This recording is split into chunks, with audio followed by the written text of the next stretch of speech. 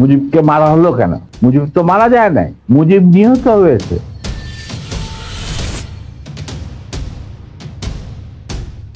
50 বছর আড়ালে থাকার পর এবার প্রকাশ্যে এলেন শেখ মুজিবুর রহমানকে সপরিবারে খুনে জড়িত অভিযোগে অভিযুক্ত বীর মুক্তিযোদ্ধা মেজর শরীফুল হক ডালিম। প্রবাসী সাংবাদিক ইলিয়াস হোসেনের লাইভ টক শোতে কথা বলেছেন তিনি।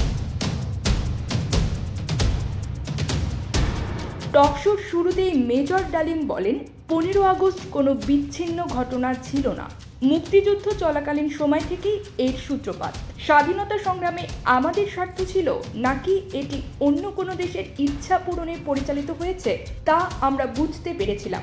বঙ্গবন্ধুকে স্বৈরাচারী হিসেবে উল্লেখ করে তিনি বলেন, শেখ মুজিব তার জুলুমের মাত্রা এতটাই তীব্র করেছিলেন যে মানুষ তার শাসন থেকে মুক্তি চাইছিল।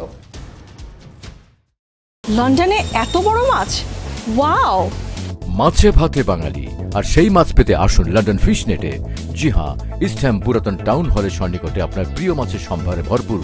আসুন, দেখুন, বাজার করুন ছোট বড় সব ধরনের মাছ।